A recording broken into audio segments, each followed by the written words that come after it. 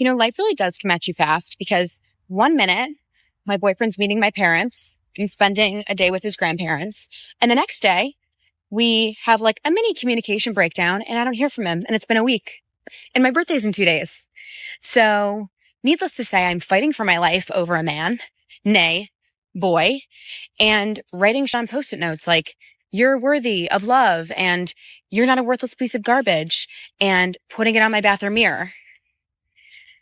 I'm not doing well.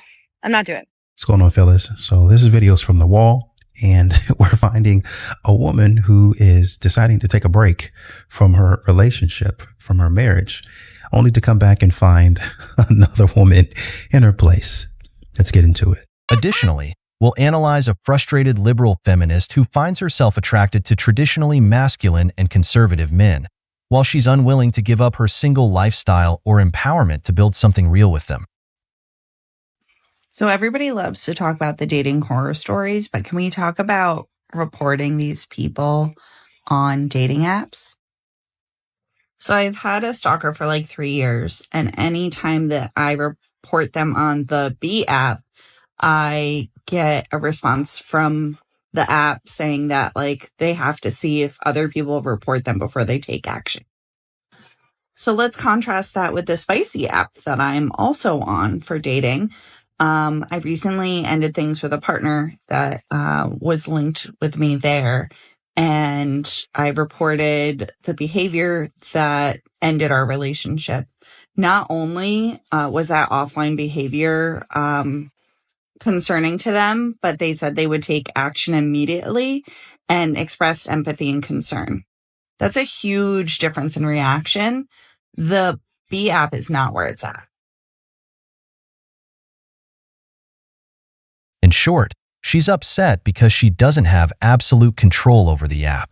The first guy you want to report just because you don't like him and he bothers you. Remember, when the man isn't attractive, it's called harassment.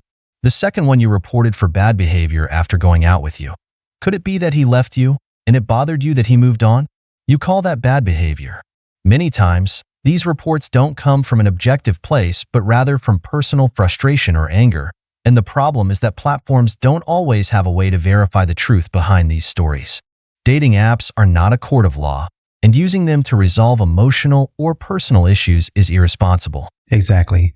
And obviously nobody wants to sit up here and say that these things don't happen, but emotions in modern women today play too much of a part to where you'll just be reporting anything, unverified, saying anything, ruining people's lives for no reason other than you got mad or they didn't treat you the way you wanted to be treated. This is not them putting their hands on you, them out here going off on you verbally, which, by the way, obviously nobody wants to condone that, but the man is not doing anything to you, period. If the man is not, oh, I'm going to follow you around and do all this other stuff, they can't verify. If they can't verify that, then they're taking action against this person. And you've really conflated something that wasn't that big of a deal, that wasn't to the magnitude of, oh man, we got to get rid of this guy.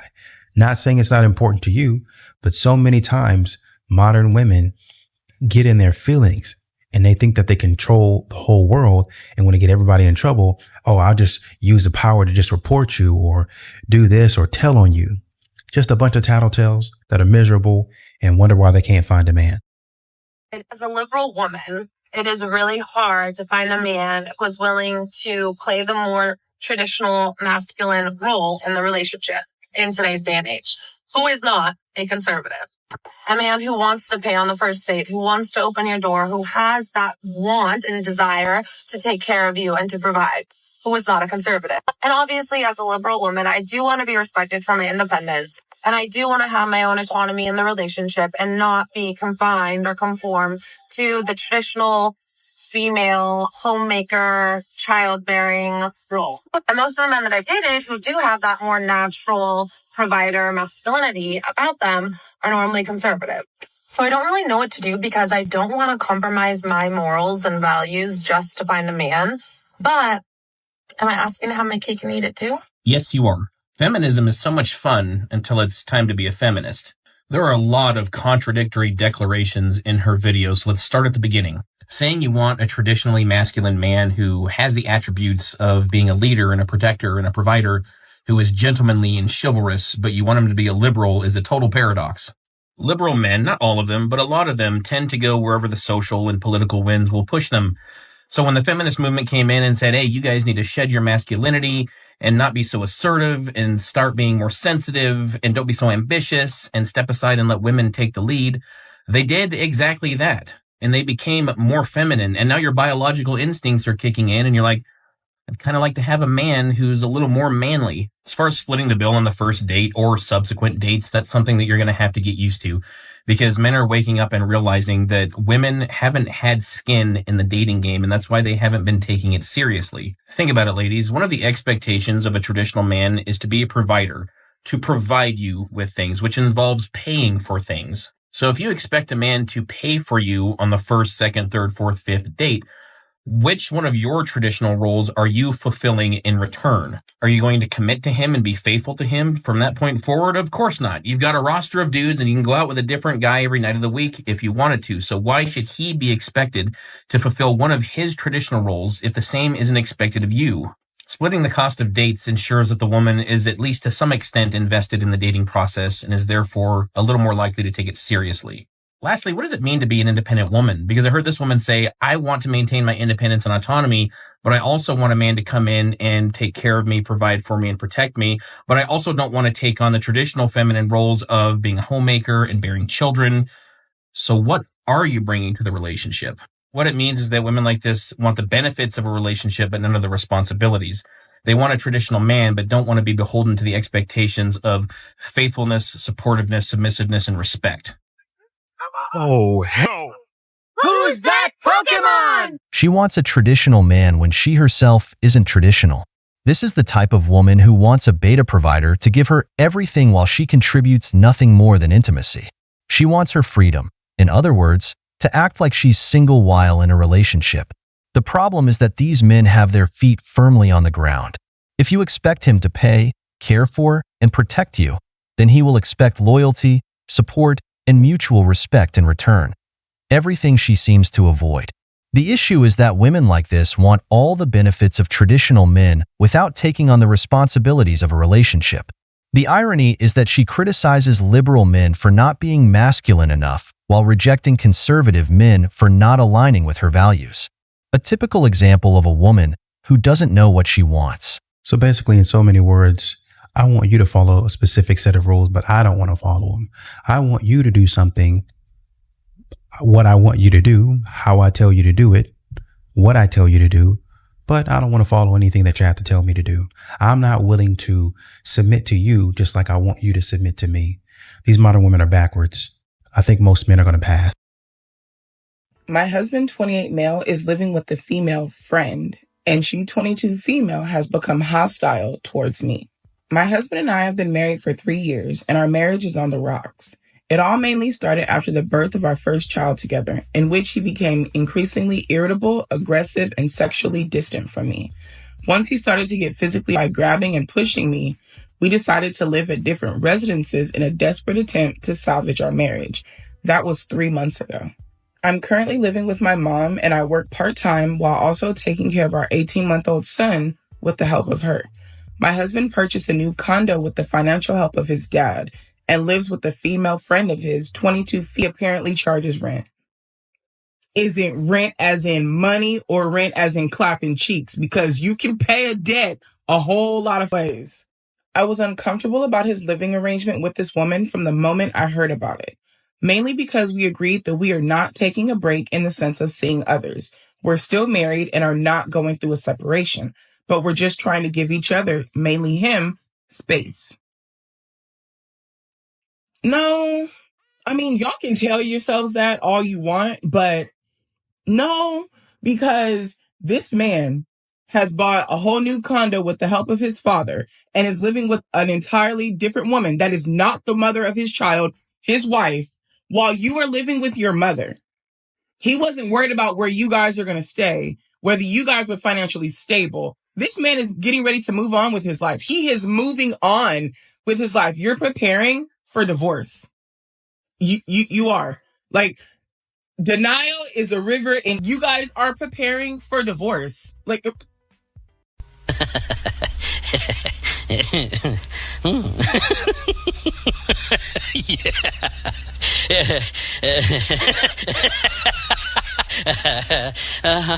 If you play silly games, don't get upset about the outcome. As a man, if I live with you, you're the mother of my children, and you pack your things and leave, you're making it clear that you're leaving me. I won't say this man is blameless, because he's not, especially if there's physical, which I find unacceptable. But this marriage is broken. He's clearly moving on with his life. By stepping out of that house, you made your intentions clear. Since he didn't reach out to have you live with him in his new home, and if that wasn't enough of a sign, the detail of the tenant living with him confirms it. That rent likely isn't being paid with money alone, and you know it. Men quietly discard. If he's not prioritizing rebuilding his relationship with you or defending your place as the mother of his child, then the message is clear. He's paving the way for a divorce. girl, she's become very hostile towards me, which is strange because she's supposedly only his friend and basically a tenant of his. For example, I went to visit him with our son, and the whole time she was sitting near him, staring at me with hatred.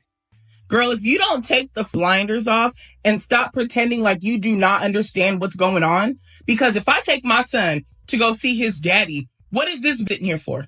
You're dismissed. If we need some drinks or some snacks, we'll call you. Thank you for your time. Like, why? I didn't come and see you. What are you doing here? Goodbye. When I asked if he and I could talk privately, she said, no, this is our place. And of course, this made everything awkward, so I just left shortly after that. Why are you pretending that you don't know what's going on? And the fact that this man didn't say nothing to her for saying something to you, like, come on, man. That is his girlfriend. And she wants to make sure you understand that you're not welcome there. And yo, dumbass, I just don't understand why she's so hostile towards me. Because you have the one thing that she wants. 1, his son. 2, his last name. Of course she's going to be hostile towards you. You have what she... Come on, man. Girl, I'm going to start charging you my advice because the way I would be a millionaire overnight. Stop pretending like you don't know what's going on. Open your eyes, baby girl. I don't know why she would act so hostile towards me if she was just a friend or tenant of his. My husband didn't seem bothered by her rudeness towards me either. At one point, I thought I saw him smirk. I don't know if I should be concerned that he and her have become more than friends, especially since my husband told me through text that him and I are still exclusive to each other. Girl, what is the best way to continue with this awkward situation? That's the best way to continue on with this awkward situation. End it. I really wish that I knew you in person so I can invite you over and yell at you in your face and yell at you until I make you cry, until you understand that your husband is doing this shit on purpose. I thought I saw him smirk. You saw him smirk. Your husband is evil. He's doing this to hurt you on purpose.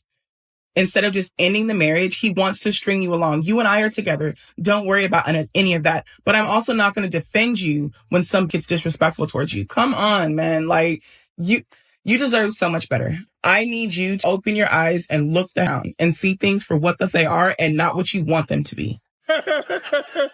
Oh, it's funny because it's true. I have to agree with this woman. He's making a fool out of her, or she's willingly ignoring the situation. This shows that when a woman is in love, even when she knows she's being deceived, she tries to convince herself it's not happening. This man, in my opinion, is in the wrong. She's the mother of his children, and they're married. But you left him, even if in your mind it doesn't feel that way. It is that way.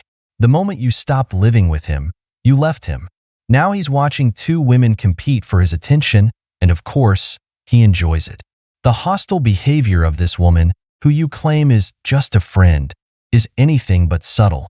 If she's sitting there glaring at you with disdain, it's because she feels like she's in competition with you, even if you want to ignore it. That's not a sign of respect or interest in fixing things with you. He's already setting up his new dynamic and making it clear, even if indirectly. Stop looking for explanations when you already have the answers. It sounded like to me that you didn't want to be involved with him. But then now, when he moves on, he gets a condo and he finds somebody else to be with, then you're upset. I don't know what it is. You're telling us that the man isn't good for you.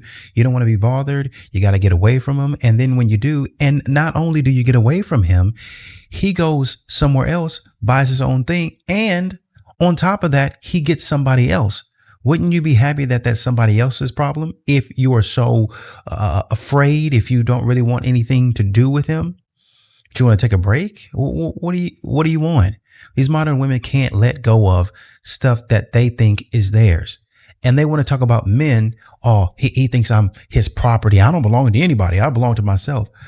But here you are thinking that you can control that man, wanting to try to regulate that man's emotions, what he does outside of the home, what he does outside of the relationship that you decided that you didn't want to be in. Okay, he's mistreating you. You should be you should be over the moon. You should be grateful for that. But modern women are so miserable that even when somebody decides to move on and leave them alone, they get mad. You can never really make these type of women happy. You know what I wish more people knew? That the 1950s housewife, like June Cleaver, a lot of people think is traditional values. That was not tradition. That was an organized PR campaign to get women to stay in the kitchen. When men came back from World War II, women were forced to leave the workforce. Ad agencies and pop culture really glamorized the housewife. Domesticity is so cute. And women were continually sold more products and lifestyles that really emphasized their place. And then the post-war economy really boomed, and so did the suburbs. Middle-class families started to move into single-family homes, and men became the breadwinners. Then pop psychologists started to talk about, women are the caretakers and the nurturers, and it's tied to our biology. So either she's going to be really good at taking care of the home and your children, or it is her personal failing. And then even educational institutions started to promote degrees in homemaking, if women got higher degrees at all. And this is all to prepare women for marriage instead of the workforce. You can even see that publications like women's magazines went from writing about adventure stories to romance tales where women just find their knight in shining armor. So we're supposed to go back to traditional values. This was never a tradition in the first place. They have a drug. In summary, she's arguing that the traditional gender model isn't innate but fabricated, rejecting the idea that we should return to those values. Here we see a single woman trying to convince others to end up like her, because misery loves company. But let me remind you of something. The model of the man as provider and the woman as caregiver didn't emerge because someone dreamed it up in a marketing meeting. It arose because it was functional for its time. While men were rebuilding the economy after the war, women focused on creating stable homes in a world recovering from global chaos. Yes, magazines promoted that narrative, but do you know why? Because it worked. Families had clear structures, and the economic stability of the era allowed it. Today, a married woman who can afford to stay home and care for her children is living a luxury. Given the current economy, very few families can make that work. Do you know how many women today barely have time to see their children because they have to work? They look more tired and aged from the stress, while many stay-at-home moms care for their homes, their kids, get enough sleep, and often even have time to go to the gym, especially once the kids are in school. For many men, the role of provider wasn't an imposition, but a way to protect and care for their families. But a woman on the wall doesn't understand that, because the wall doesn't forgive. Like the narrator saying, maybe it doesn't work for you now. Maybe it was something that worked back then. But it was a dynamic that people knew their role, and they got into their role and did it, period. These modern women, these strong, independent women, these radical feminists, they want to play both sides of the field. I want to go here. I want to do this. I want to have the career, but also I want to come over here and be the rock star, superstar mom. And there's very few people that have done it, and they're not going to admit to other people helping them. Oh, I've done it. I'm able to do this. I'm able to do that. You're not going to say that you have a whole team behind you. You're just going to sell the dream that you're able to do it and that you're such a powerhouse. And to get like me, you need to do X, Y, and Z. Simple. Now, if you want to learn more about that, buy my book. Hire me as your consultant. Get this type of clothing. Listen to this type of music. Meditate like this 3 or 4 times a day. knowing that these women don't have the time or the money to buy your course, hire you as a consultant, buy your book or whatever it is. But you continue to use that to buy more and more things to help you out. Oh, I got a nanny now. Oh, I've got a cook now. Oh, I've got somebody to do my yard. Oh, I've got another car, or I don't even have to work anymore. That's what you guys keep on doing.